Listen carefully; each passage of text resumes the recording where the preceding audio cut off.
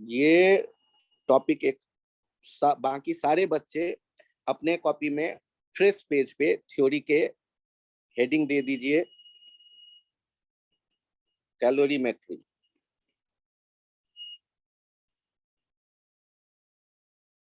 अब ये क्या है? It means measurement of heat. Measurement of heat. अब वर्ड आया हीट, तो हीट क्या था एक बार फिर मैं बताऊं। It is energy in transit. Transition, एक जगह से दूसरे जगह जो जाता है। SI unit of heat is joule. Practical unit of heat is calorie.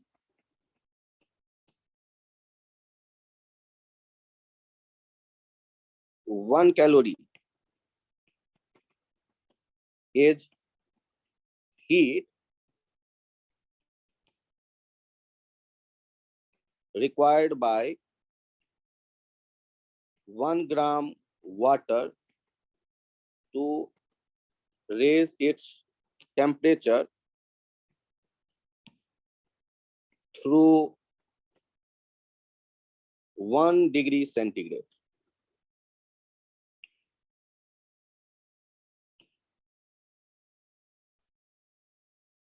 अब ये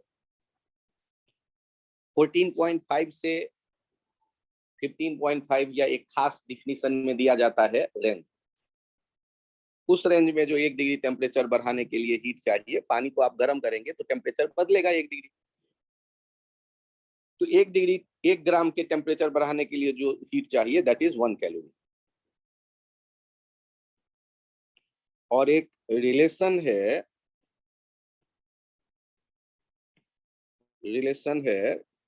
बिटवीन जूल एंड कैलोरी।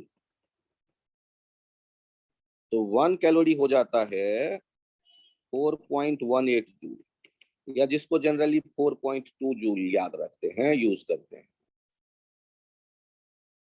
आप ये रिलेशन भी ध्यान रखिए।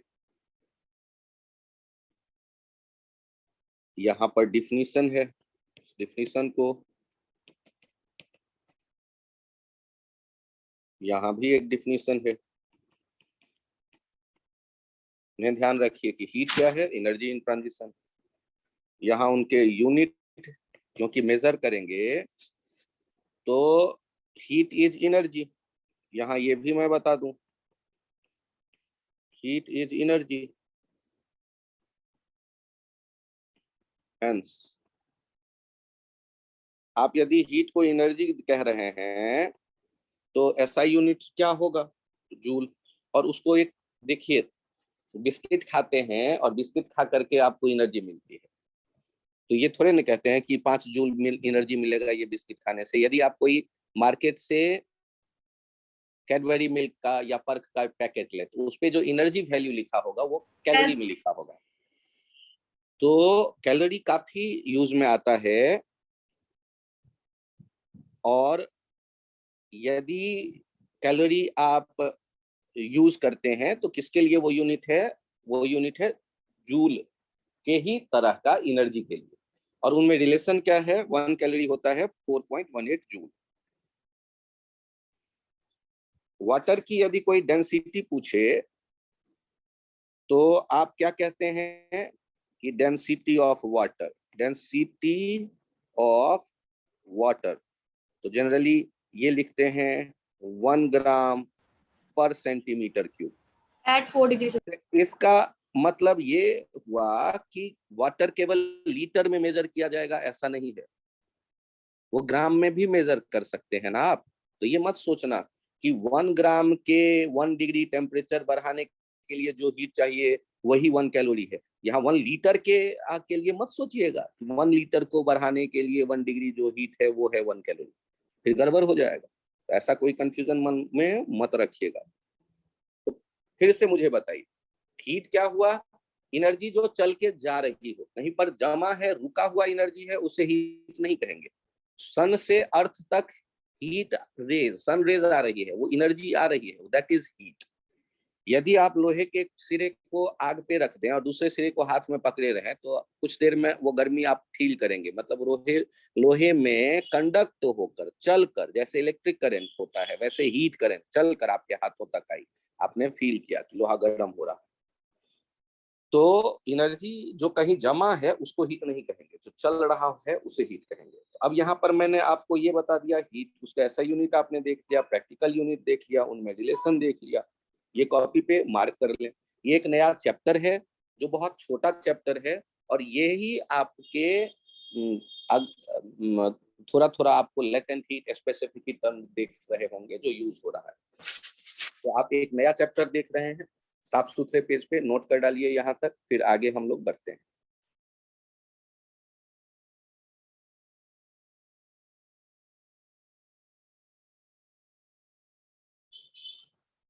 क्या मैं पेज चेंज करूं? Yes sir. Yes sir. Yes sir.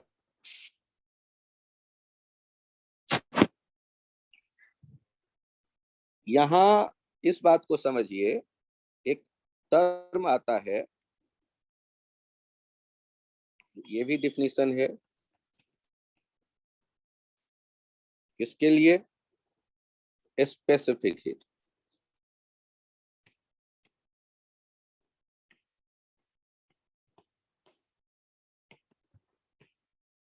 Heat required by unit mass of substance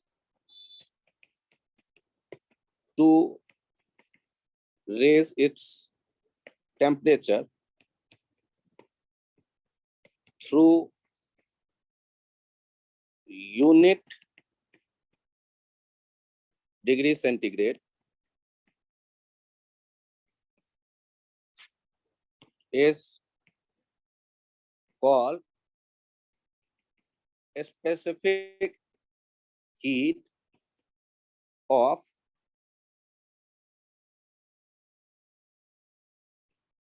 material of the object or the substance। आप यदि कोई ऑब्जेक्ट है m मास का, इसको एनर्जी देते हो, कितना एनर्जी देते हो? Q, और इसका टेम्परेचर, ये एनर्जी है जो आपने दिया, कैपिटल Q से एनर्जी को अभी शो कर रहे हैं। थीटा डिग्री सेंटीग्रेड से ये बढ़ करके हो गया थोड़ा सा ज्यादा, थोड़ा सा ज्यादा को डेल्टा थीटा कह रहे हैं, तो थीटा प्लस डेल्टा थीटा। तो आपने कितने मास को दिया? m मास को, तो यूनिट मास को कितना एनर्जी दिया? Q बाई m, और डेल्टा थीटा टेम्परेचर बढ़ाने में ये यूज हुआ, तो 1 यूनिट टेम्परेचर बढ़ाने में कितना करना पड़ेगा यूज? तो डेल्टा थीटा से डिवाइड कर दिया, तो इसे हम कह देते हैं स्पेसिफिक हीट S। और S को देख के आपको इसका यूनिट पता चल जाएगा, यूनिट हो जाएगा, ये तो एनर्जी है, नीचे ये kg, और ये या तो डिग्री सेंटीग्रेड या केल्विन हो सकता है। यूनिट केल्विन भी टेम्परेचर का यूनिट होता है, तो यूनिट थ्रू यूनिट या तो डिग्री सेंटीग्रेड या केल्विन। तो एसआई यूनिट की जब हम बात करते हैं इंटरनेशनल सिस्टम जो हमारे सिलेबस में है, तो उसमें केल्विन लिखा मिलेगा। तो हम लोगों को एक यूनिट भी देखने का मौका मिला, जूल पर केजी पर केल्विन। ये पर डिग्री सेंटीग्रेड के बदले यहाँ यूनिट केल्विन भी लिखा जा सकता है।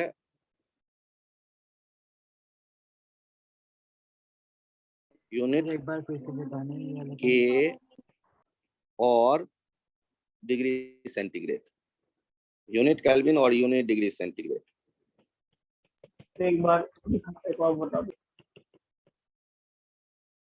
और unit degree centigrade.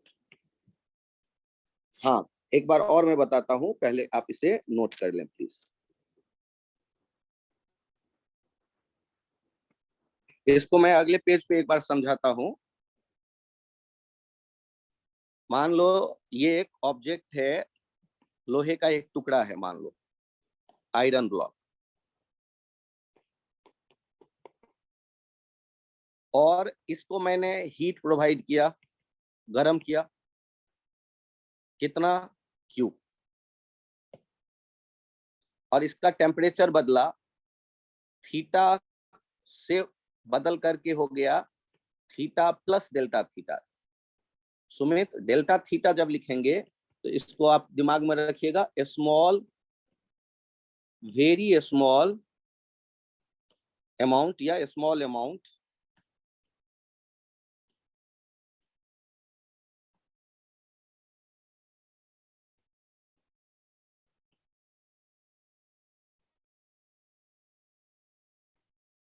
in change in temperature, या स्मॉल अमाउंट वर्ड कैलकुलस एक मैथमेटिक्स का ब्रांच है, वहां ज्यादा डिटेल चर्चा किया जाएगा। अब यहाँ पर हमने मान लिया 10 डिग्री था और 10 से बदल कर वो 12 डिग्री हो गया सेंटीग्रेड, या एक और यूनिट है टेम्परेचर का, 25 केल्विन था और बदल करके हो गया है मान लो 27 केल्विन, कुछ भी जो भी। अब यहाँ मैं यदि ये कहता हूं कि आपने जब एम मास था तो कितना हीट दिया, एम मास का डेल्टा थीटा टेम्परेचर बदलने के लिए आपने क्यू अमाउंट हीट का दिया। तो बताइए 1 यूनिट मास का यदि डेल्टा थीटा टेम्परेचर बदलना चाहते हैं तो कितना हीट देना पड़ेगा, unitary method, Q by M. और यदि 1 यूनिट मास का 1 डिग्री टेम्परेचर बदलना चाहे, 1 यूनिट टेम्परेचर बदलना चाहे तो कितना आपको हीट देना पड़ेगा, Q by M by delta theta. तो ये जो है ना इसे ही कहते हैं एस, स्पेसिफिक हीट। तो सर क्या यहाँ पर मेरे पास क्या ये फॉर्मूला आ गया, Q बराबर ms डेल्टा थीटा, तो मैं कहूंगा कि हाँ आप सही सोच रहे हैं, ये एक रिजल्ट है या फॉर्मूला है जो हम बार बार यूज करने वाले हैं। ये एक फॉर्मूला जो है वो हम बार बार यूज करेंगे, Q ms delta theta. Q equals to क्या आ गया, ms डेल्टा थीटा। सर फिर से एस क्या समझ, है? S क्या है, S है, पिछले पेज पे आइए और यहाँ देखिए ये जो स्पेसिफिक हीट है ना, इस स्पेसिफिक हीट को या तो हम S कहा करेंगे या फिर स्मॉल c कहा करेंगे। स्पेसिफिक हीट, अच्छा ये है क्या, फिर से यहाँ डिफिनीशन पढ़िए कि हीट रिक्वायर्ड, क्या है ये, हीट का वैल्यू है, अमाउंट है जो यूनिट मास, मतलब 1 यूनिट मास के यूनिट केल्विन टेम्परेचर बदलने के लिए चाहिए। स्पेसिफिक हीट का यूनिट क्या होगा वो यहाँ मैं नीचे मेंशन कर रहा हूं, ध्यान से देखिएगा, या यहाँ स्टार मार्क देख के लिख रहा हूं। इंटरनेशनल सिस्टम को एसआई कहते हैं, एसआई यूनिट, जो कि हमारे सिलेबस में है। क्योंकि देखो मास का यूनिट किलोग्राम भी हो सकता है, ग्राम भी हो सकता है, मास का यूनिट पाउंड भी हो सकता है, कई चीजें हो सकती हैं। तो हम लोग कोई ऐसा तो होगा जो पूरी दुनिया मानेगी, उसे हम इंटरनेशनल सिस्टम ऑफ यूनिट्स कहते हैं। वो पहला चैप्टर जो होगा उसमें हम लोग सीखेंगे, बाद में उसे मैं डील करूंगा। अभी फिलहाल आपको मैं बता रहा हूँ इंटरनेशनल सिस्टम ऑफ यूनिट है क्या। इंटरनेशनल सिस्टम ऑफ यूनिट जो होगा ऑफ स्पेसिफिक हीट, ये कितना है ध्यान से देखिए, क्या क्या है स्पेसिफिक हीट, ये है जूल एनर्जी पर केजी यूनिट मास के लिए, और पर केल्विन, केल्विन भी होता है इंटरनेशनल सिस्टम टेम्परेचर का। तो ये हमने देखे, ये हो गया यूनिट, किसका यूनिट कहलाएगा, ये यूनिट कहलाएगा स्पेसिफिक हीट का। लेकिन ध्यान दीजिएगा, एक और लिखता हूं मैं यहां, unit, practical unit, practical unit of specific heat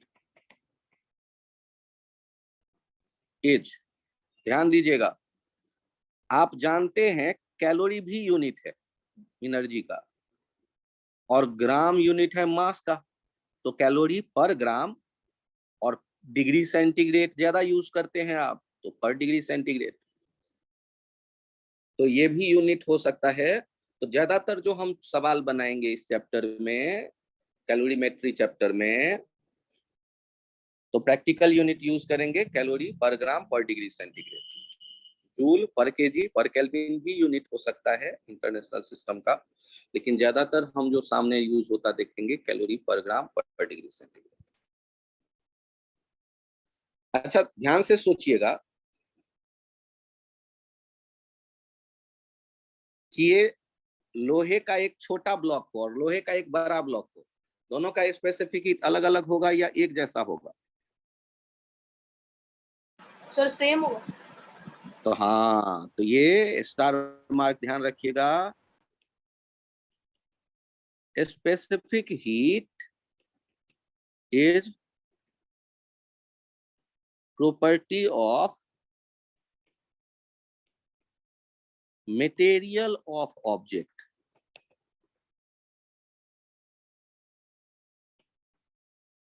do not vary with size or shape of the object। But फॉर्मूले में तो मास भी आता है ना।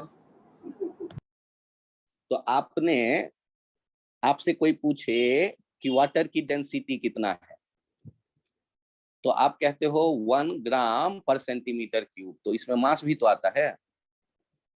लेकिन वाटर ग्लास में रखा हो, बर्तन में रखा हो, तालाब में हो, चाहे बहुत बड़े झील में हो, सब वाटर के लिए तो वाटर इज वाटर, मास वहां है जरूर इन्वॉल्व। तो आपने क्या देखा, लोहे के टुकड़े का 1 डिग्री टेम्परेचर बढ़ाने के लिए जो हीट चाहिए उसे हमने स्पेसिफिक हीट थोड़े ना कहा है, यूनिट मास को जो हीट चाहिए। तो कोई बड़ा ऑब्जेक्ट होगा, 5 किलोग्राम का एक लोहे का टुकड़ा आप गर्म करें और एक 1 किलोग्राम का लोहे का टुकड़ा गर्म करें, दोनों का 1 डिग्री टेम्परेचर बढ़ाने में अलग अलग अमाउंट आपको हीट देना होगा, लेकिन यूनिट मास के लिए जब आप कैलकुलेट करके देखोगे तो सेम आएगा। तो क्या याद रखें कि जैसे मटेरियल का प्रॉपर्टी होता है, आयरन का डेंसिटी फिक्स है, एल्यूमिनियम का अलग कोई फिक्स वैल्यू होता है, तो जैसे डेंसिटी मटेरियल से रिलेटेड, ये नहीं कि आयरन का रॉड होगा तो उसका डेंसिटी अलग और आयरन का यदि मैंने ब्लॉक बना लिया तो उसका डेंसिटी अलग, ऐसा थोड़ी ना होगा। आयरन का अपना डेंसिटी, वो मटेरियल की प्रॉपर्टी। उसी तरह स्पेसिफिक हीट किसका प्रॉपर्टी है? मटेरियल का, ये ध्यान रखिएगा। अब एक पॉइंट और जो यहाँ इंपॉर्टेंट ध्यान रख सकते हैं आप, specific heat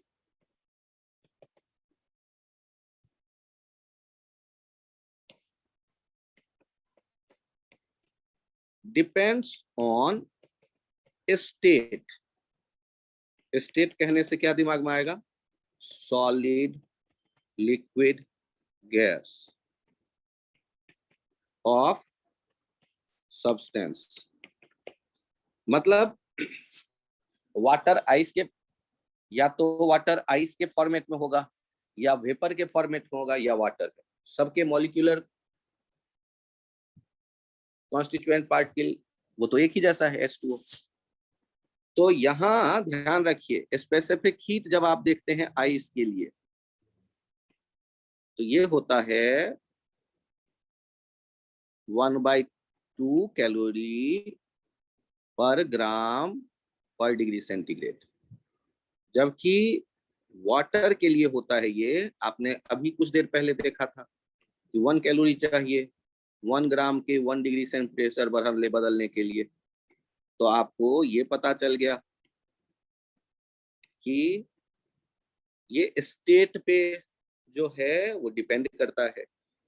specific heat depends on state, solid का अलग, लिक्विड का 1 डिग्री टेम्परेचर बढ़ाना है तो उसके लिए अलग अमाउंट एनर्जी चाहिए, सॉलिड का 1 डिग्री टेम्परेचर बढ़ाना है तो उसके लिए अलग अमाउंट तो चाहिए। स्टीम के लिए वैल्यू इंक्रीज होगी।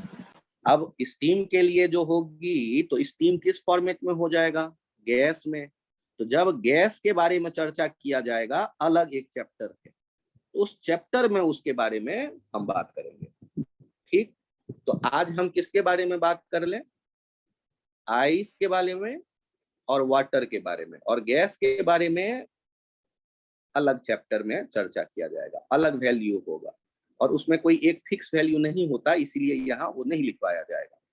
वो डिपेंड करता है कि आप जो गैस है कोई, उसका जब हम टेम्परेचर बदलने की कोशिश कर रहे हैं तो वहां और कौन कौन से पैरामीटर्स को हम किस फॉर्मेट में रखना चाहते हैं, तो आप उसके लिए अभी मत अकल लगाइएगा, वेट करिए एक अलग चैप्टर के लिए, जब हम उसे कहते हैं केटीजी एंड थर्मोडायनामिक्स वहां।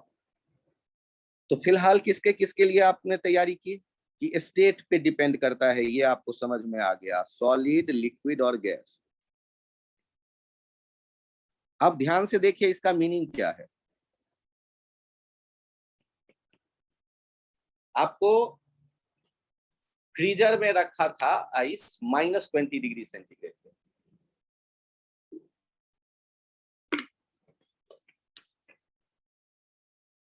मान लो, और उसको बाहर निकालते हो रूम में, तो तुरंत वो पानी में थोड़े ना बदलेगा, क्या होगा, -20 डिग्री पे है तो एटमॉस्फेयर से हीट लेगा, क्योंकि जिस रूम में आप बैठे हैं वहां मान लो 25 डिग्री टेम्परेचर है,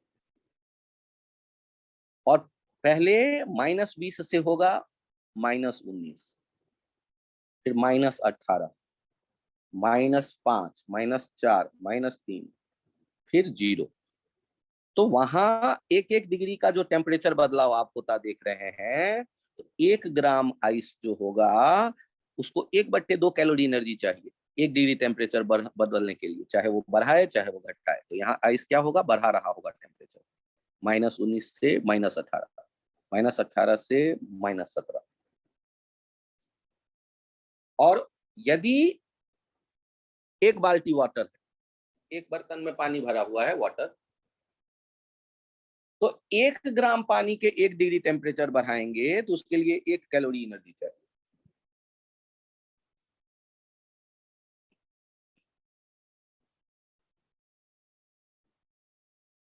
यहां पर एक पॉइंट और है,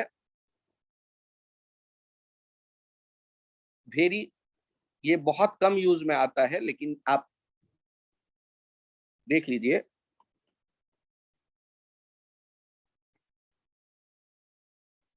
specific heat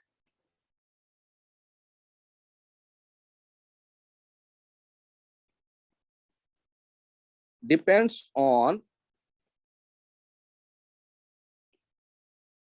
temperature of substance or object, but generally we neglect its temperature dependency.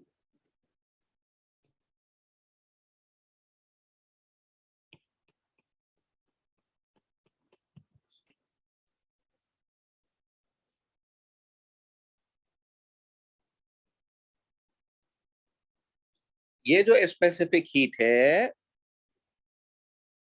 ये टेम्परेचर बदलने पे बदल सकता है, ऐसा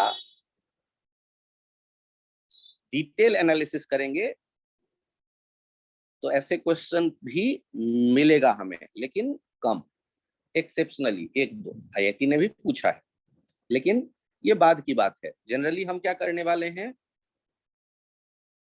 मानेंगे नहीं ये टेम्परेचर पे डिपेंड करता है, चाहे 10 डिग्री हो पानी का टेम्परेचर, चाहे 20 डिग्री हो, चाहे 80 डिग्री सेंटीग्रेड हो, स्पेसिफिक हीट फिक्स होगा 1 कैलोरी पर ग्राम पर डिग्री सेंटीग्रेड। तो ये इंफॉर्मेशन हुआ एक,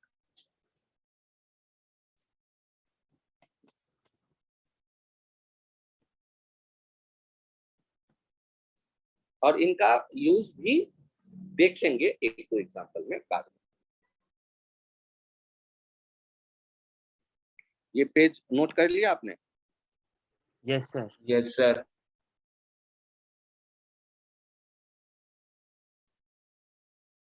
तो अब देखिए, आपसे पूछा गया एक एग्जाम्पल में,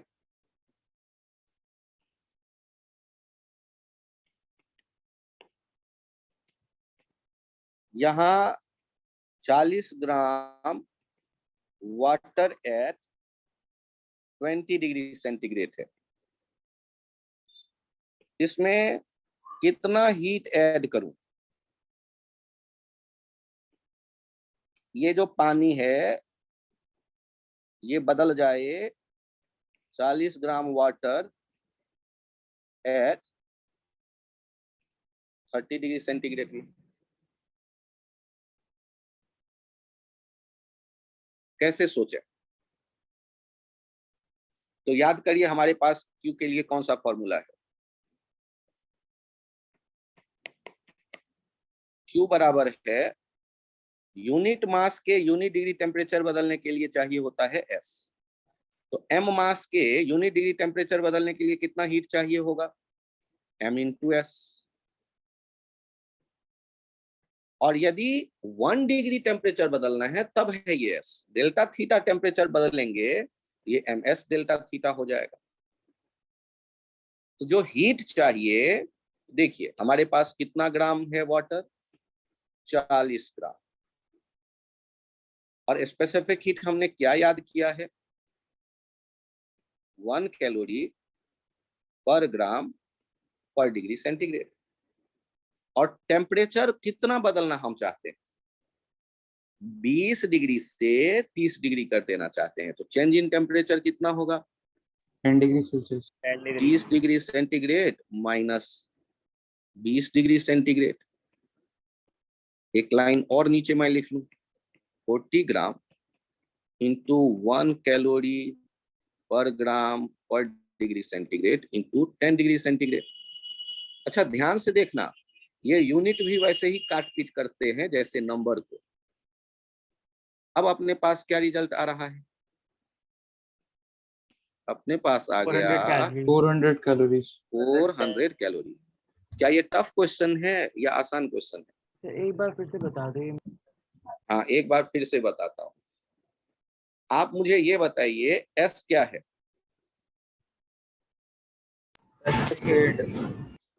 स्पेसिफिक हीट। ये क्या होता है? 1 कैलोरी पर सब्सटेंस ग्राम के 1 यूनिट मास के 1 डिग्री टेम्परेचर बदलने के लिए जो हीट चाहिए। तो वाटर के 1 ग्राम के 1 यूनिट टेम्परेचर बदलने के लिए कितना हीट चाहिए? 1 कैलोरी।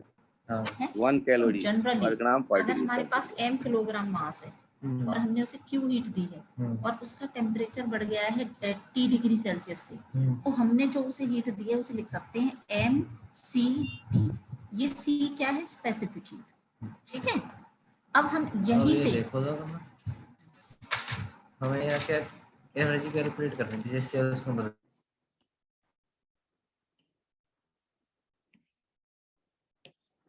तो हम लोग ये S को जब समझेंगे, S क्या हो गया? ये हो गया है यूनिट मास के लिए रिक्वायर्ड, लेकिन यहाँ पर तो 40 ग्राम है। Yes. तो मान लेते हैं ना कि यदि M मास होगा तब कितना हीट लगेगा? तो M इंटू S। लेकिन वो तो 1 डिग्री के लिए हुआ एनर्जी रिक्वायर्ड। अब यदि टेम्परेचर चेंज हुआ डेल्टा थीटा तो M into S into delta theta. तो हमें क्या मिल गया? 400 कैलोरी। Okay sir. तो आप एक काम करिए, अगले एग्जांपल में फिर से ट्राई करिए।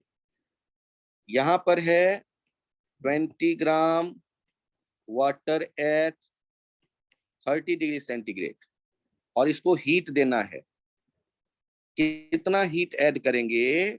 ये हो जाए 20 gram water at 90 degree centigrade. अब इस एग्जांपल को देखते हैं।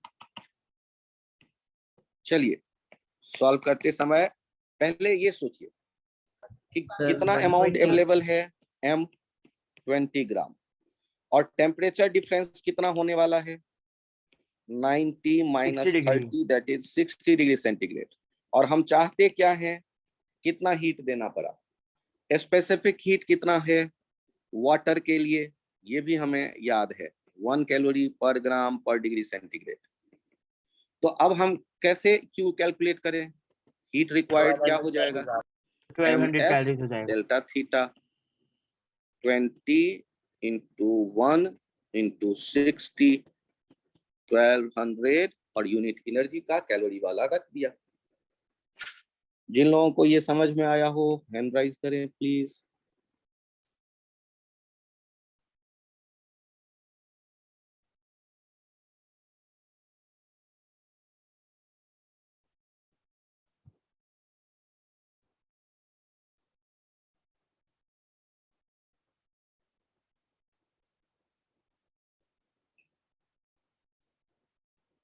बहुत बढ़िया।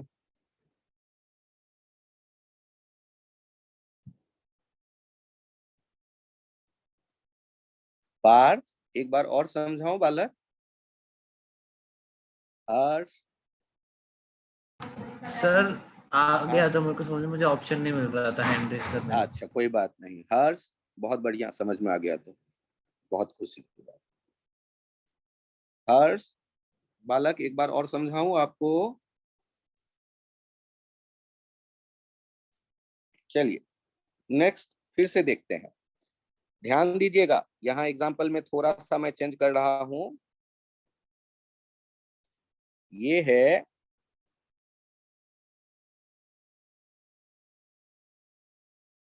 5 gram ice at -20 degree centigrade.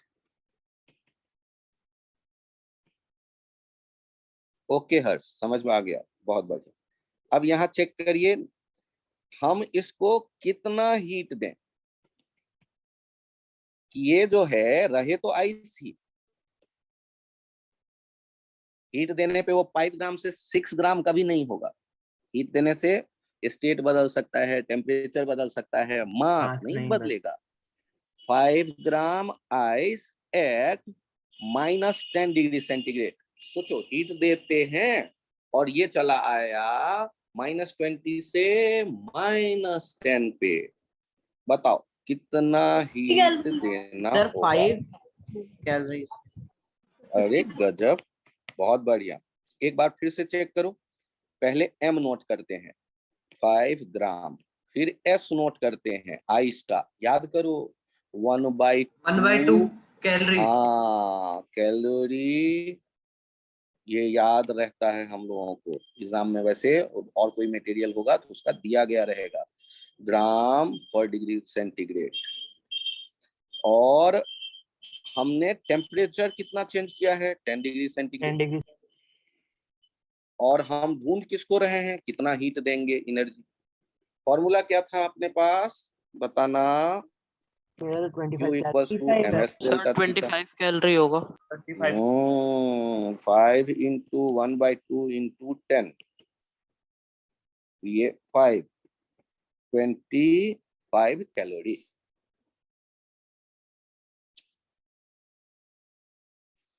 जिन लोगों के समझ में आ गया हैंड राइज कर दें तुरंत तुरंत, 1 मिनट। हाँ अब शुरू करें हैंड राइज।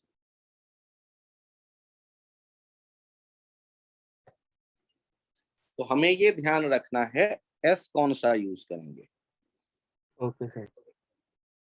एस वाटर के लिए अलग है आइस के लिए अलग। और आइस के लिए अलग है। ध्यान दीजिए, एक एग्जांपल और, ये है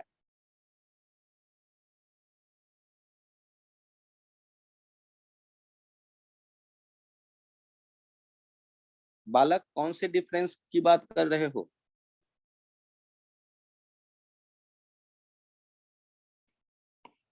यहां पर आप देखिए दोनों के आइस और वाटर के बनावट अलग अलग हैं। आइस में मॉलिक्यूल कबड्डी नहीं खेल रहा, सारे मॉलिक्यूल बैठ के केवल वाइब्रेट कर सकते हैं। तो थोड़ा गर्म कर दो, वाइब्रेशन बढ़ जाएगा, टेम्परेचर बढ़ जाएगा। लेकिन वाटर में मॉलिक्यूल जो है कबड्डी खेल रहे हैं, उनके कबड्डी का रेट बढ़ाने में हमें ज्यादा एनर्जी लगेगा, तब उसका 1 डिग्री टेम्परेचर बढ़ता है। उनके कंस्ट्रक्ट के कारण ये चेंजेस है। आपको उस डिटेल में जाके रिसर्च नहीं करना है अभी इस वैल्यू को न्यूमेरिकल वे में एनालाइज करना सीखना है, कैसे काम करें। यहाँ देखिए 20 gram water at plus 90 degree centigrade. ये जो है आप मिक्स करते हैं किसके साथ? ये मिक्स कर रहे हैं आप 30 ग्राम वाटर एट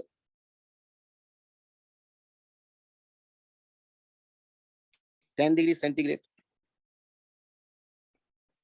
अब मुझे ये बताइए, ये जो मिक्सचर होगा उस मिक्सचर का टेम्परेचर कितना होगा?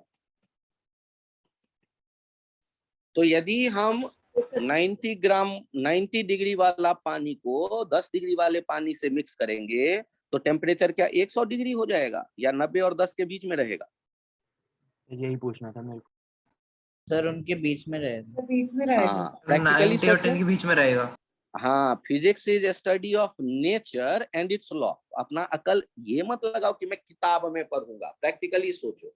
1 कप गरम चाय और उसको डाल दो तुम 1 कप ठंडे पानी में, तो टेम्परेचर बीच का कोई आएगा। तो यहां पर कैलोरीमेट्री जो ये रूल ऑफ कैलोरीमेट्री, यहां ये मान के चलते हैं कि एनर्जी इधर उधर नहीं हुआ। Heat lost equals to heat gained. जब इस तरह के क्वेश्चन आएगा तो ये कंसेप्ट यूज करेंगे।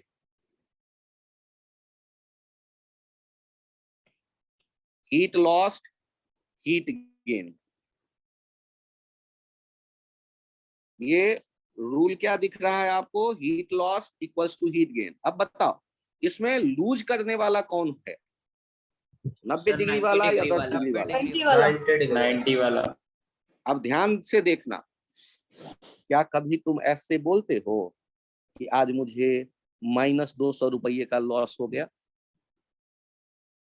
No sir. हाँ, तो आज से याद रखना, जब हम कभी लॉस की बात करते हैं तो वो भी एक अमाउंट होता है, और जब भी हम प्रॉफिट की या गेन की बात करते हैं तब भी वो एक अमाउंट होता है, पॉजिटिव वैल्यू होता है। ये नहीं कि लॉस है तो मैं माइनस लगा के बोलूं कि सर आज तो मैं बहुत दुखी हूं, मेरा -100 रुपये का लॉस हो गया, ऐसे थोड़े नहीं चलेगा। अब ध्यान से देखिए, लॉस वाला जो अमाउंट है वो तो आएगा वो 90 डिग्री से, तो उसके बारे में सोचिए। ये m कितना है? 20, और s कितना है वाटर का? 1, और टेम्परेचर कितना बदला? तो 90 से घट करके थीटा हो गया। तो 90 में से थीटा, मतलब आपको तो लेफ्ट साइड पॉजिटिव वैल्यू चाहिए, तो आपने थीटा -90 नहीं लिखा, 90 - थीटा लिखा टेम्परेचर चेंज के लिए। और गेन वाले में आइए, 30 ग्राम है, 1 होता है स्पेसिफिक हीट, और गेन कितना हुआ है ध्यान से देखिएगा। ये टेम्परेचर 10 डिग्री से बढ़ते बढ़ते थीटा पे आके रुका है, तो थीटा -10। ये नहीं कि मैथमेटिशियन बच्चे हमारे क्या सोचने लगते हैं कि सर डेल्टा थीटा का मतलब आपने बताया है theta final minus theta initial. अरे तो वो भी ठीक है, लेकिन अभी मैं वो नहीं लिख रहा ms डेल्टा थीटा, मैंने क्या लिखा? Heat lost and heat gain. तो जब मैं हीट लॉस की बात कर रहा हूँ तो वो भी एक पॉजिटिव वैल्यू मुझे चाहिए, और मुझे पता है 90 से थीटा जो है वो कम है, तो इसलिए टेम्परेचर चेंज में मैं लिखूंगा 90 माइनस थीटा, थीटा माइनस 90 नहीं लिख दूंगा, फिर गड़बड़ हो जाएगा। तो अब यहाँ सॉल्व, सेल्सियस है सर अगर अभी हीट गेन में गया है ना, अगर 90 ने थीटा डिग्री लूज किया है तो गेन में थीटा प्लस 10 मतलब 10 प्लस थीटा होना चाहिए। अकल लगा ले बालक, वो जो 30 ग्राम है ना उसका टेम्परेचर शुरू में कितना 10 डिग्री, और बाद में कितना फाइनली मिक्सचर में आने के बाद, तो उसका टेम्परेचर 30 ग्राम वाले का टेम्परेचर चेंज कितना हुआ? Okay sir. Theta minus formula 10। तो, हाँ तो फार्मूला तो एम एस डेल्टा थीटा ही है ना, नया फार्मूला थोड़े ना है कोई। अब मल्टीप्लाई करूं sir 42 degree Celsius. Yes sir 40 180 minus 2 theta equals to 3 theta minus 30, 210 equals to 5 theta, यहाँ से आ गया थीटा इक्वल्स टू 5 2 20 5 2 10। बहुत बढ़िया। तो क्या ये आइडिया भी समझ में आया मिक्सचर का कहानी? एक और बात यस सर। Yes sir. एक और बार जो पूछ रहे हैं वो यहाँ ऐसे देखें, ये लाइन मैं सॉल्यूशन का एक लाइन ऊपर से लिख देता हूँ, आप कॉपी पे भी एक लाइन ऐड कर लीजिएगा। सॉल्व करते वक्त क्या लिखना शुरू करें? Heat lost by 20 gram water at 90 degree centigrade is equals to heat gained by 30 gram water at 10 degree centigrade। ये M1 S1 डेल्टा थीटा 1 जो होगा उसका पॉजिटिव वैल्यू ले लो, और दूसरी तरफ जो M2 S2 डेल्टा थीटा 2 होगा उसका पॉजिटिव वैल्यू ले लो, बराबर कर दो। या इसको इस नजरिए से भी देखो, बीच में एक बार और एक लाइन ऐड कर देता हूं, Q lost equals to Q gain, और Q के लिए फॉर्मूला तो यही होता है ms डेल्टा थीटा, दोनों की तरफ वही फॉर्मूला लगाओगे ms डेल्टा थीटा, लेकिन दोनों की तरफ का m अलग है, s अलग हो सकता है या एक जैसा हो सकता है, डेल्टा थीटा अलग हो सकता है या एक जैसा, जो भी है आप लिख दो। और अब सोचो लॉस्ट वाले का मास कितना 20, एस कितना वाटर है 1, टेम्परेचर चेंज कितना 90 माइनस थीटा, क्योंकि वहां कम हुआ है तो छोटा वाला बाद में रखें, बड़ा वाला पहले 90 माइनस थीटा, तो पॉजिटिव वैल्यू मिलेगा। गेन वाले में आओ, 30 ग्राम वाटर तो एम हो गया 30, एस है 1, और टेम्परेचर 10 से बढ़ के थीटा आया, तो थीटा माइनस 10, तो पॉजिटिव वैल्यू मिल गया। सॉल्व कर, जिन लोगों के ये समझ में आ गया हैंड राइज कर दें प्लीज, 1 मिनट रुक जाओ। हाँ अभी लोअर किया, अब हैंड राइज करो। तो ये समझ नहीं आ रहा कि डेल्टा थीटा 190 माइनस थीटा कैसे हुआ। अच्छा डेल्टा थीटा 1 तुम कितना लिखना चाहते हो, तुम बोल दो मैं वो लिख दूंगा। तुम कितना लिखना चाहते हो? 90 माइनस 10, 20 ग्राम वाले पानी का टेम्परेचर पहले कितना है शुरू में 90, और मिक्सचर बनने के बाद कितना हो गया है 10 या थीटा? अच्छा बढ़ा होगा या घटा होगा, पहले यही सोच के बताओ। प्रैक्टिकली सोचना, फिजिक्स मत सोचना, मैंने कुछ नहीं पढ़ाया। कभी नहीं पता तो घर में जाओ, चाय बनवाओ, एक कप चाय को पानी में डाल दो, फिर उंगली डाल के देखना, 5 मिनट बाद डाल के देखना या 2 मिनट बाद, पहले उनके मॉलिक्यूलों को इधर उधर हो लेने देना। तो क्या लगता है, क्या पानी में डाल दोगे चाय तो क्या पानी चाय जैसा गर्म हो जाएगा पानी, या उससे थोड़ा कम गर्म? कम गर्म। तो दोनों तो का अब बताओ, टेम्परेचर 90 और थीटा में कौन ज्यादा होगा, 90 या थीटा? 90। तो अब मुझे बताओ टेम्परेचर डिफरेंस कितना लिखोगे, 90 माइनस 10 या 90 माइनस थीटा या थीटा माइनस 90 या थीटा माइनस 10, कौन सा पहले वाले के लिए लिखना ठीक रहेगा, तुम ही बताओ। तो 90 माइनस थीटा इसलिए लिखा गया है। और ये आइडिया अच्छा है कि मिक्सर में मिक्सचर बनने से पहले तो दोनों के अलग अलग हैं टेम्परेचर। मिक्सचर जब एक को दूसरे में मिला दोगे तो तुरंत थर्मामीटर डालोगे तो टेम्परेचर कंफ्यूजिंग मिलेगा। थोड़ा सेटल होने दो उनको, मॉलिक्यूलों को इधर उधर हो लेने दो, तो एक कॉमन टेम्परेचर अचीव करेगा। वो जो भी कॉमन टेम्परेचर है दैट इज थीटा मिक्सचर, उसे हमने थीटा कह दिया।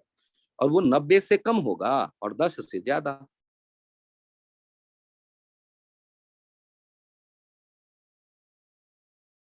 Yes sir. अभी भी कुछ लोगों को सर? डाउट हो तो एक बार और पूछ लो, बोलो। सर अगर टेम्परेचर चेंज ना हो लेकिन स्टेट चेंज हो जाए सोचेंगे तो जैसे सोचेंगे बालक, सोचेंगे बालक, अभी पहले ये तो क्लियर हो specific heat.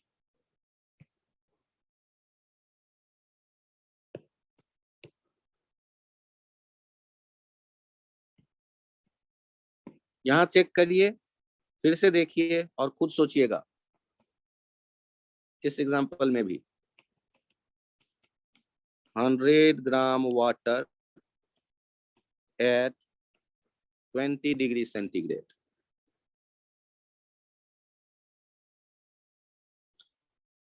is mixed with 50 gram water at 80 degree centigrade. Then find common temperature of the mixture.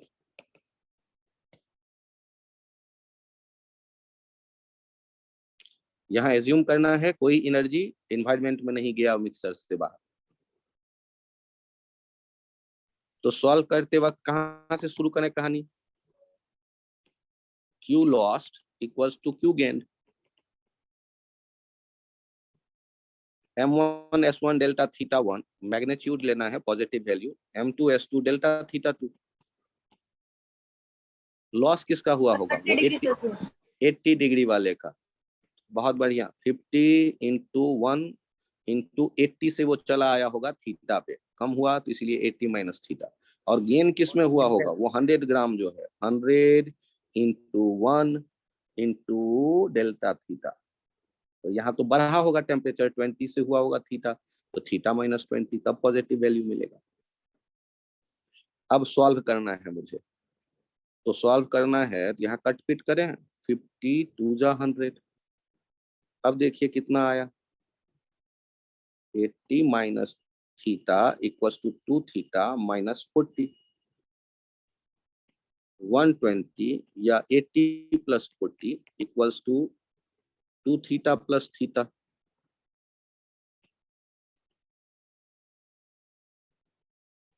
अब ये 3 थीटा हो गया 120, थीटा हो जाएगा 120/3, 40 डिग्री सेंटीग्रेड।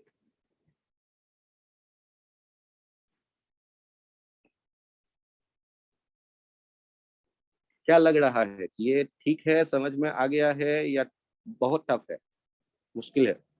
आ गया सर।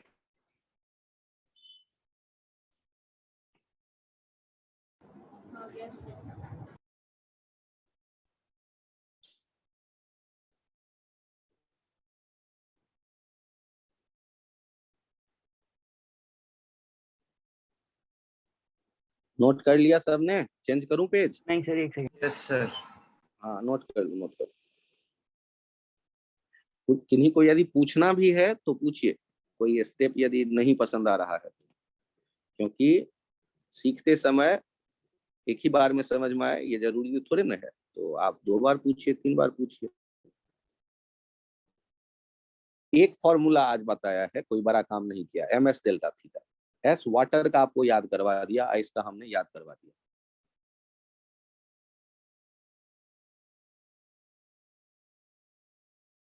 ओके सर, कर दीजिए।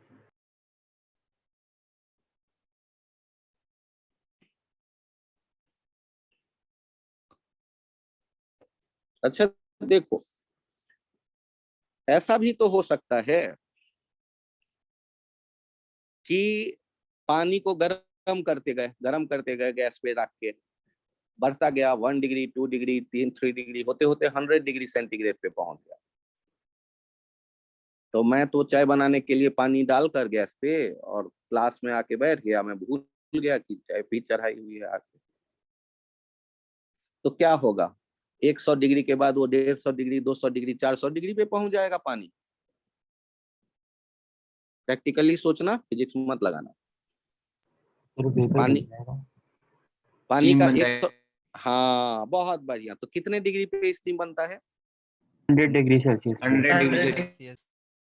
तो 100 डिग्री पे जब मैं हीट दे रहा हूं तो क्या वहां 100 से टेम्परेचर बदल के 101 होता है, या वहां स्टीम बनता है केवल? स्टीम बनता है। स्टीम बनता है। तो यहाँ एक और नया टर्म दे रहा हूं, लेटेंट हीट, L। अब ये क्या है? Heat required by unit mass of substance to change its state, solid to liquid or liquid to gas at constant temperature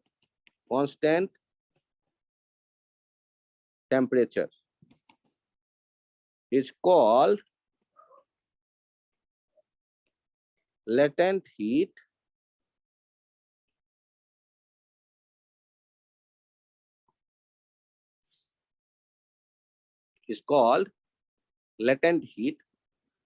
अब ध्यान से देखिएगा, इनके वैल्यूज मैं दे रहा हूं। जैसे आइस वाटर में कन्वर्ट होता है और उस समय टेम्परेचर 0 डिग्री सेंटीग्रेड फिक्स रहता है, 0 डिग्री सेंटीग्रेड कांस्टेंट। तो कांस्टेंट टेम्परेचर पर जब स्टेट बदलता है सॉलिड से लिक्विड, तो जो हीट चाहिए पर यूनिट मास, कैलोरी पर ग्राम, ये 80 कैलोरी पर ग्राम चाहिए आइस को वाटर में बदलने के लिए। और यदि हम इसे लेटेंट हीट ऑफ फ्यूजन कह देते हैं, और उसी तरह देखिएगा वाटर जो होता है ये वेपर में या स्टीम में बदलता है एट 100 डिग्री सेंटीग्रेड, और उसके लिए कितना चाहिए होता है? बहुत ज्यादा, 540 कैलोरी पर ग्राम। इससे लेटेंट हीट ऑफ वेपोराइजेशन कहते हैं। तो ये दोनों डाटा तो याद रखो कि यूनिट मास के यूनिट डिग्री टेम्परेचर बदलने के लिए जब चाहिए होता था, टेम्परेचर बदलने के लिए चाहिए होता था एनर्जी, तब कहते थे स्पेसिफिक हीट। और यहाँ टेम्परेचर बदल ही नहीं रहा है, यहाँ कांस्टेंट टेम्परेचर की कहानी है। यूनिट मास के कांस्टेंट टेम्परेचर पे स्टेट बदलने के लिए जो चाहिए, तो मान लो ये सॉलिड है m मास का और ये लिक्विड में बदल गया और टेम्परेचर भी फिक्स है थीटा। तो यहाँ जो Q हमने दिया, तो यूनिट मास के लिए कितना हो गया? Constant temperature, theta constant. तो Q/m जो होगा वो यूनिट मास के लिए हीट देना हो गया। तो यहां से देखिए इसे क्या लिख सकते हैं? यूनिट जूल पर केजी या कैलोरी पर ग्राम। तो यहां से लेटेंट हीट का ध्यान रखिए, SI unit of latent heat is joule per kg and practical unit is calorie per gram। तो अभी हमें ये पता चल गया कि कोई ऑब्जेक्ट जब कांस्टेंट टेम्परेचर पे अपना स्टेट बदलता है, सॉलिड है तो लिक्विड में बदलता है या लिक्विड है तो गैस में बदलता है, तो वहां जो हीट हम दे रहे हैं वो छुप जा रहा है। इसका हिंदी में नाम होता है गुप्त ऊष्मा। गुप्त मतलब छुपा हुआ, लेटेंट हीट मतलब ये पता नहीं चल रहा हीट हमने दिया तो क्योंकि एक हमारा नॉर्मल टेंडेंसी है, मैंने हीट दिया है ब्लॉक को तो उसका टेम्परेचर बढ़ना चाहिए, वो प्रकट है, दिख रहा है, हमने हीट दी टेम्परेचर बढ़ा। और एक छुपा हुआ एनर्जी है जो मैंने हीट दी और वो स्टेट बदल लेता है, टेम्परेचर नहीं बदलता।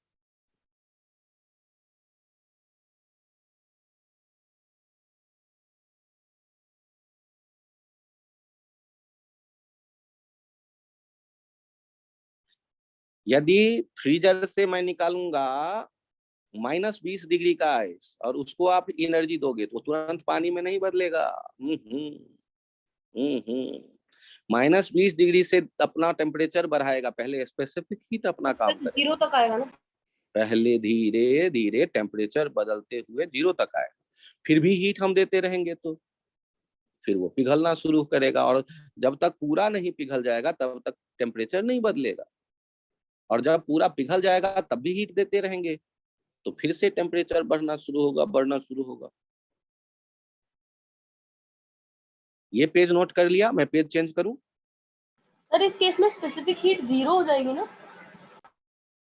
स्पेसिफिक हीट कहते हैं ऐसे केस में, अगले पेज पे मैं लिख रहा हूं, इनफाइनाइट।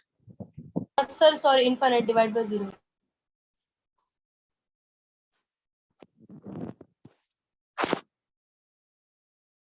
एक स्टार मार्क देके नोट कर लीजिए आप लोग।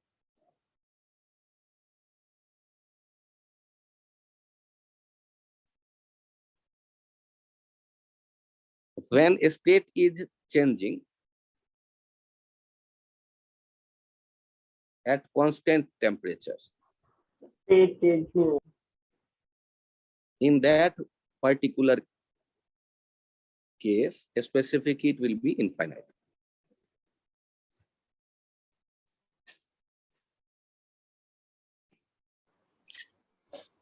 यहां देखिए, या और एक स्टेटमेंट लिख दीजिए, for isothermal process, I for the process when temperature remains same. A specific heat will be infinite. Specific heat उस केस का क्या कह देंगे? इनफाइनाइट। तो आपको यदि आइसोथर्मल प्रोसेस वर्ड दुखी करे तो कोई भी प्रोसेस हो जिसमें टेम्परेचर कांस्टेंट है, for the process when temperature remains same.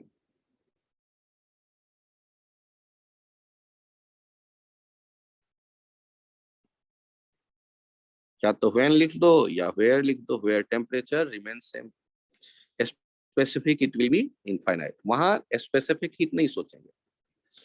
अब आपसे कोई पूछता है कि एक आइस है, 10 ग्राम आइस एट -20 डिग्री सेंटीग्रेड, इसको कितना हीट प्रोवाइड करें कि ये 10 gram steam at 100 degree centigrade में बदल जाए? कॉपी पे नोट कर लीजिए।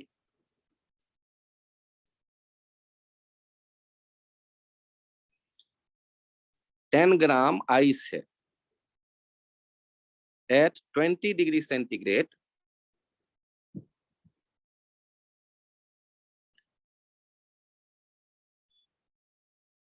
और ये 10 gram steam at 100 degree centigrade में बदल जाए, तो ये एक बार में तो नहीं होगा। कैसे हम सोचें इसको? ध्यान से देखिए। पहले 0 तक लेके तो हाँ, 10 ग्राम ice eight -10 degree centigrade, Q1 heat दो, तब ये आएगा 10 ग्राम ice eight 0 degree centigrade. Sir -20 है। फिर Q2 हीट दो, -20 है। अच्छा सॉरी -20 है, -20। अब ये Q2 हीट दो, तब ये 10 ग्राम वाटर में बदलेगा, लेकिन टेम्परेचर नहीं बदलेगा अभी, 0 डिग्री सेंटीग्रेड। फिर Q3 हीट दो, तब ये 10 gram water 100 degree Celsius. At 100 degree centigrade. फिर Q4 हीट दो, तब ये 10 gram steam at 100 degree centigrade में बदलेगा।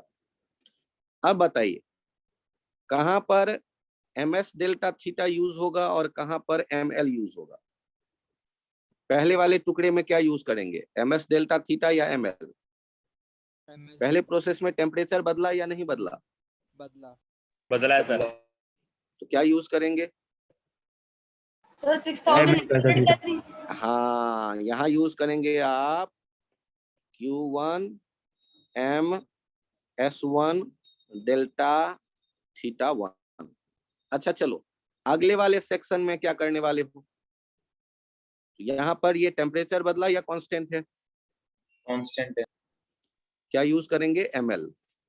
जब टेम्परेचर कांस्टेंट हो तो हमारे पास कौन सा फॉर्मूला है, ml। सर ये फॉर्मूला कैसे आया, मैंने तो देखा ही नहीं।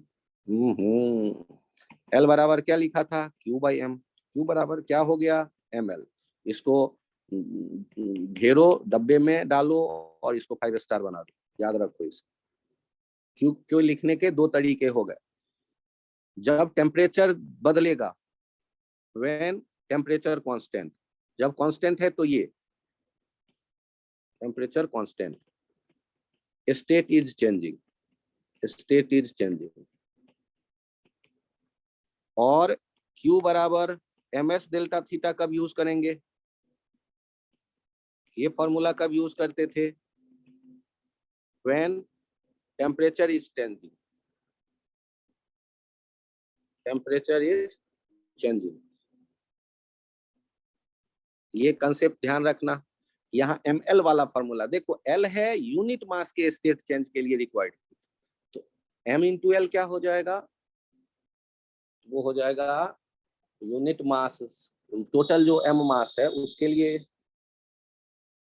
स्टेट चेंज के लिए रिक्वायर्ड हीट।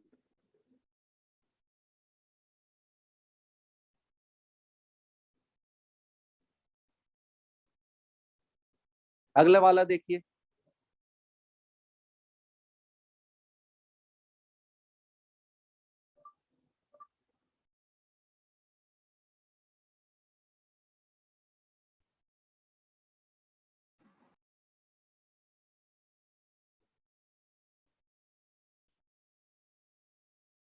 आपके नेक्स्ट वाले सेक्शन को देखना है और बताइए Q3 वाले पार्ट में इस टेम्परेचर बदला या नहीं?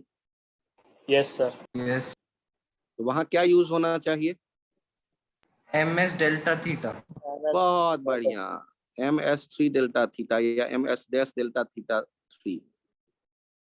अब चलिए आगे बढ़ते हैं और देखते हैं क्या कोई और पार्ट है क्या। तो दिख गया कि हाँ उसके आगे भी एक है,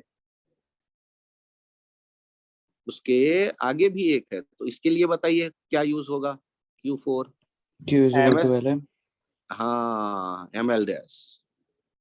अब अलग अलग वैल्यू देखते हैं, पहले वाले का वैल्यू देख लेते हैं। Q1 वाले का m है 10, s है वाट आइस के लिए 1/2, टेम्परेचर बढ़ रहा है 20, तो कितना हो गया है 100 कैलोरी। अगला चेक करिए, ml 10 और 80 होता है पिघलने के लिए, 1 ग्राम को चाहिए, तो 10 ग्राम को कितना चाहिए, 10 इंटू 80, 800 कैलोरी। अगला वाला देखिए 10 ग्राम है, उसका टेम्परेचर कितना बदल रहे हैं 100, तो ये हो गया 1000 कैलोरी। और उसके आगे बढ़ते हैं और ये हो गया 10 इंटू 540, ये 5400 कैलोरी। तो टोटल हीट रिक्वायर्ड कितना हो गया,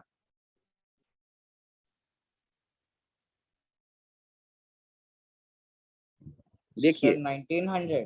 हाँ 10 ग्राम आइस था और इसका टेम्परेचर हम बदल रहे थे -20 से, और सबको स्टीम में कन्वर्ट कर रहे हैं, मतलब 100 डिग्री सेंटीग्रेड का, तो डायरेक्ट कोई फॉर्मूला नहीं लगेगा। आप इस घटना इवेंट को एनालाइज करो। जब हीट दे रहे होगे आप, तो -20 से ये टेम्परेचर बदल के पहले पहुंचेगा 0, और फिर इस 0 पे आकर ये अटक जाएगा टेम्परेचर, तब तक नहीं बदलेगा जब तक ये पूरा का पूरा पिघल ना जाए। तो जब ये टेम्परेचर फिक्स होता है तो वहां ms डेल्टा थीटा तो यूज ही नहीं करेंगे, वहां यूज करेंगे ml, स्टेट बदलते हैं के टाइम पे, और जहां टेम्परेचर बदल रहा होता वहां ms डेल्टा थीटा। और जब ये वाटर में कन्वर्ट हो गया, 10 gram water at 0 degree centigrade, अब भी हीट दे रहे होंगे, तो टेम्परेचर बढ़ते बढ़ते बढ़ते 100 तक आएगा, और अब भी हीट देंगे तो स्टीम में बदलेगा, लेकिन वहां टेम्परेचर अब 100 से नहीं बढ़ेगा, वहां ml यूज होगा। तो अब मैं अलग अलग टुकड़ों को देख लेता हूँ। Q1 मैंने ms डेल्टा थीटा लिखा, Q2 ml लिखा, Q3 ms dash l delta theta dash लिखा, Q4 ml डैश लिखा। अब सब में फॉर्मूले में डाटा रख दिया हमने। अब देखिए Q कितना आया, ऊपर में मैं लिख दे रहा हूँ Q का value, Q equals to Q1 plus Q2 plus Q3 plus Q4।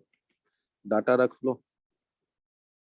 100 plus 800 plus 1000 plus 5400, total करके 7600 कैलोरीज, 7300।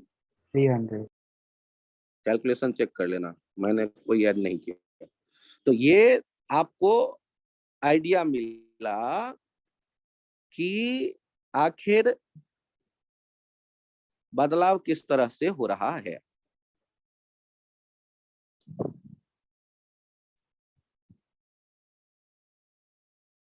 ये जिन लोगों के समझ में आ गया हो हैंड राइज करें प्लीज।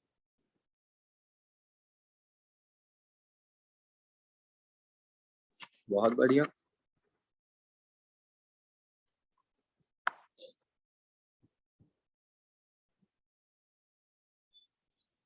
आदित्य और हर्ष, आदित्य राय एंड हर्ष।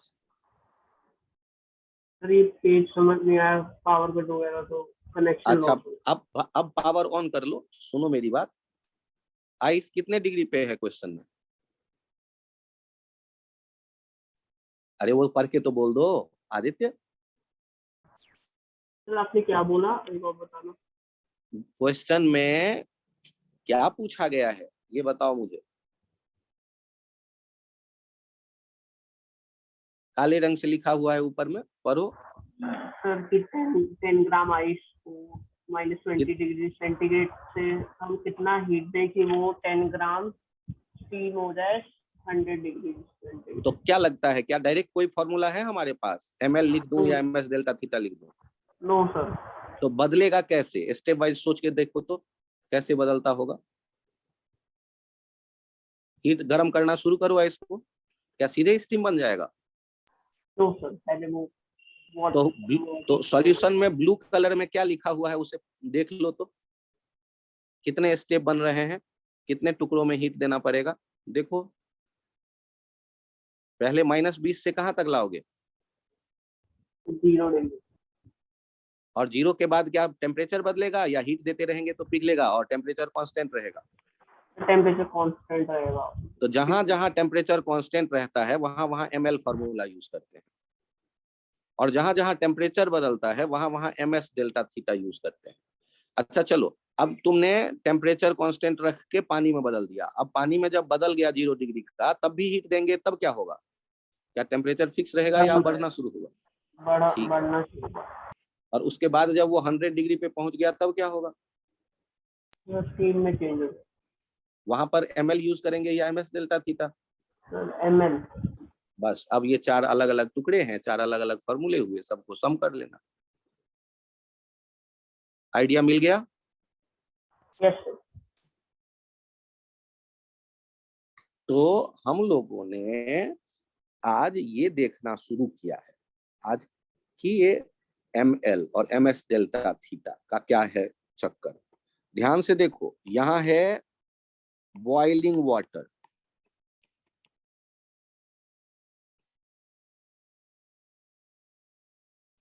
सर एक और एग्जांपल। नहीं, केवल देखना है, इसे नोट नहीं करना है। ये अगले चैप्टर से कैसे मिक्स होता है वो मैं आइडिया दे दे रहा हूँ। और ये है आइस। तो यदि कोई कहता है बॉइलिंग वाटर, तो टेम्परेचर आपके दिमाग में क्या आ गया? 100 डिग्री सेंटीग्रेड। और आइस 0 डिग्री सेंटीग्रेड। सोचो, एक लोहे का मैं रॉड लगा दूं इनके बीच, आयरन रॉड, तो आपको क्या लगता है, क्या हीट फ्लो करेगा इस रॉड में?